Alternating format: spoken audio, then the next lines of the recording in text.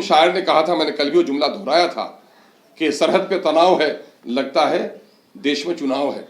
लगता है कि चुनाव के दिन करीब होते जा रहे हैं, तो एक साजिश की जा रही है और टारगेट किया जा रहा है माइनॉरिटीज को, और इसमें दोनों का भला है। एनडीए का भी भला है, महागठबंधन का भी भला है। एनडीए का भला इसलिए है कि मुसलमानों को प्रैक्टिकल राइट बनाकर, माइनॉरिटी के लोगों को निशाना बनाकर इनके घर लूटे जाएं, इनके खिलाफ मजहबी नारे लगाए जाएं, इनके मजहबी इबादत खानों को तोड़ा जाए और उसके दरमियान में डर और खौफ पैदा किया जाए, जिससे जो हिंदू कॉमनल वोट है वो ताकि मुत्तहिद हो जाए, उनकी सियासी रोटी पक जाए। और दूसरी तरफ बिहार की गठबंधन की हुकूमत ने ढील इसलिए दे रखी है कि अकलियत के लोग ताकि डर के मारे में मेरे झोली में आ जाए। खैर, आप देख रहे हैं आराध्या न्यूज़ और मैं हूं निखिल। बिहार में रामनवमी को लेकर जो सौहार्द का त्यौहार माना जाता है वो कहीं ना कहीं बिगड़ा है, जिसको लेकर आज एआईएम के प्रदेश अध्यक्ष अख्तरुल इमाम ने प्रेस कॉन्फ्रेंस कर तमाम मुद्दों पर आवाज़ उठाई है और सरकार को संवेदनशील ना होने की बात कही है। क्या कुछ अख्तरुल इमाम कह रहे हैं, सुनिए। लगता है कि बिहार की जो गठबंधन की सरकार है वो भी तवज्जो नहीं दे रही है। शायर ने कहा था, मैंने कल भी वो जुमला दोहराया था कि सरहद पे तनाव है, लगता है देश में चुनाव है। लगता है कि चुनाव के दिन करीब होते जा रहे हैं, तो एक साजिश की जा रही है और टारगेट किया जा रहा है माइनॉरिटीज को, और इसमें दोनों का भला है। एनडीए का भी भला है, महागठबंधन का भी भला है। एनडीए का भला इसलिए है कि मुसलमानों को प्रैक्टिकल राइट बनाकर, माइनॉरिटी के लोगों को निशाना बनाकर इनके घर लूटे जाएं, इनके खिलाफ मजहबी नारे लगाए जाएं, इनके मजहबी इबादत खानों को तोड़ा जाए और उसके दरमियान में डर और खौफ पैदा किया जाए, जिससे जो हिंदू कॉमनल वोट है वो ताकि मुत्तहिद हो जाए, उनकी सियासी रोटी पक जाए। और दूसरी तरफ बिहार की गठबंधन की हुकूमत ने ढील इसलिए दे रखी है कि अकलियत के लोग ताकि डर के मारे में मेरे झोली में आ जाए। ये दोनों की अपना जो हित है वो दोनों का हित निहित है इस मामले में। सरकार पर जो इल्जाम लगे, अगर सरकार पीटती है, पुलिस वाले पीटते हो तो उनका इल्जाम वो जाने, लेकिन मैं दावे के साथ कहता हूं कि पिछले 2 दशक से बिहार में जो घटनाक्रम हो रहा है और पूरे राज्य में हो रहा है, क्या मुस्लिम माइनॉरिटी के कोई बस्ती किसी के अंदर में हिम्मत होगी कि किसी पर पत्थर फेंके, कंकर फेंके? वो तो खौफ में जी रहे हैं। खौफ में जीने वाला अपने को बचाता है, वो दूसरों पर हाथ कभी नहीं उठा सकता। मैं दावे के साथ कह सकता हूं, जितने मॉब लिंचिंग हो रहे हैं माइनॉरिटीज के हो रहे हैं, घर जलाए जा रहे हैं माइनॉरिटीज के जलाए जा रहे हैं, माइनॉरिटी पर जुल्म हो रहा है, सरकार चुप्पी साधे हुए। बकरी के दब जाने पे कोई आंसू बहाता है और बस्ती के जलने पर कोई आंसू नहीं बहाता है, तो बस्ती वालों को समझना पड़ेगा कि बकरी के मरने पर आंसू बहता था, वाकईतन हमदर्दी की आंसू थे ये या दिखावे के थे? लोग खुद इसको, माननीय नीतीश कुमार जी और तेजस्वी जी अपने जमीन में झांक कर देखें कि बिहार में जिस दावे के साथ उन लोगों ने हुकूमत की है, और मौजूदा वक्त के गठबंधन को तो मैं कहना चाहता हूं कि गठबंधन की हुकूमत और तेजस्वी जी को सरकार में शामिल होने का मौका जो मिला है माइनॉरिटी के वोट से मिला है।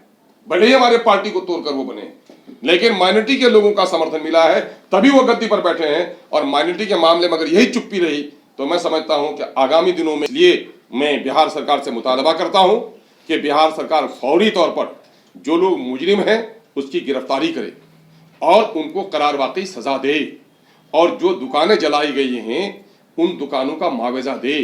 डिजिटल इंडिया के बारे में कहा जाता है कि 5 करोड़ से ज्यादा का शोरूम था इलेक्ट्रॉनिक्स का, वो लूट लिया गया।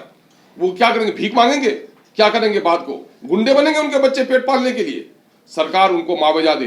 फल की दुकानों को लूटा गया और वहां पर सिटी पैलेस मैरिज हॉल को तोड़फोड़ किया गया, वहां पर बादशाह फल वाले की दुकान को लूट लिया गया। ये लोग जो भीख मांगेंगे अब, इनका कौन देगा मुआवजा? सरकार को टैक्स जनता देती है, जान माल इज्जत आबरू की पहरेदार है सरकार, और अगर उसमें फेलियर है तो जिनका दुकान लुटा उनका मुआवजा देना सरकार की जिम्मेदारी है। सरकार ऐलान करे कि तखमीना करके तमाम लोगों को मुआवजा दिया जाए, जो लोग जख्मी हों उनका इलाज करा जाए, उनको मुआवजा दिया जाए। जो लोगों ने मस्जिद के मीनारे को तोड़ा, मस्जिद के मीनारे पे झंडा लगाया, मस्जिद में आग लगाई, मदरसा आजीजिया को जलाया, दुकानें लूटी, दुकानें जलाई, ऐसे तमाम लोगों को कैफर किरदार तक पहुंचाते हुए जेल के सलाखों में उसको पहुंचाए, और हुकूमत गारंटी दे कि यहाँ दलितों को, अकलियतों को, कमजोर तबके की जान माल इज्जत की तरफदारी होगी। तो ये जो हालात बिहार में बिगड़ते चले जा रहे हैं, तो बिहार की हुकूमत आखिर क्यों पाँव में मेहंदी डाले बैठी हुई है? क्यों गिरफ्तारी अब तक नहीं हुई? और जिन ऑफिसरों की लापरवाही के नतीजे में ये सारे वाकयात हुए, उनको वहां से हटाया क्यों नहीं गया? सस्पेंड क्यों नहीं किया गया? ऐसे लोगों की नौकरियां चली जानी चाहिए जो लॉ एंड ऑर्डर को मेंटेन नहीं कर पाए। तो बिहार की हुकूमत जो गाल बजा रही है, तो ये हालत क्यों है? बीजेपी के पेशानी पे तो फसाद कराना लिखा हुआ है ही, उसको तो फसादी में मजा आता है। लेकिन बिहार की हुकूमत जो कह रही है, चूंकि मैं इसलिए कहता हूं बीजेपी का नाम लोग थे, तो इस तरह के जो लोग थे वहां पर, तो इस तरह के लोगों ने ही इस तरह का हंगामा किया है। इन तमाम तो लोगों का जो रिश्ता है, ये हिंदूवादी इन संगठनों का जिनके जरिए से जुलूस निकाले गए, इनका रिश्ता बीजेपी से रहा है। तो इस तरह की जो घटनाक्रम हुई है, बिहार के लिए अच्छा नहीं है, बिहार के जनरेशन के लिए अच्छा नहीं है, बिहार की तरक्की के लिए भी अच्छा नहीं है। मैं देश के और राज्य के बुद्धिजीवियों को भी से निवेदन करना चाह रहा हूं कि बिहार में अगर शांति और सौहार्द कायम नहीं होगा, तो वो बिहार जो खनिज से वंचित बिहार है, वो बिहार जो इंडस्ट्री से वंचित बिहार है, वो बिहार जो रोजी रोटी के लिए प्लान करना जिनकी मजबूरी हो गई है, मजदूरों का प्लान हो रहा है, शिक्षा के लिए प्लान हो रहा है, हमारे जो ब्रेन ड्रेन हो रहा है, अच्छे पढ़े लिखे लड़के बाहर जाकर नौकरी कर रहे हैं, चूंकि अवसर नहीं आ रहा है, तो बिहार कैसे तरक्की करेगा? घटनाक्रम इतनी बड़ी घटना हुई है, वजीर आला का इस पर कोई जबरदस्त बयान नहीं आया, नायब वजीर आला ने ट्वीट भी नहीं किया। लोग तकाजा भी उस पर कर रहे हैं कि बड़े संवेदनशील आप रहे हैं, छोटे छोटे मामलों में आप ट्वीट करते थे, ये इतना गंभीर मसला हुआ है तो आप बिल्कुल चुप क्यों बैठे हुए हैं?